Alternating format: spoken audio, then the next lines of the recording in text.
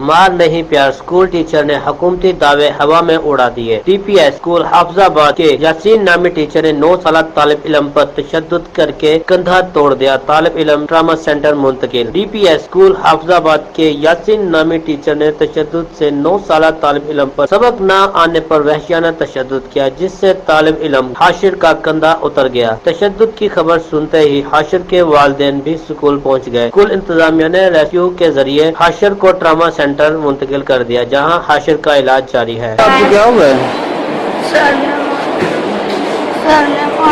کون سے ساتھ میں؟ آپ کون سے اسکول پڑھتے ہیں؟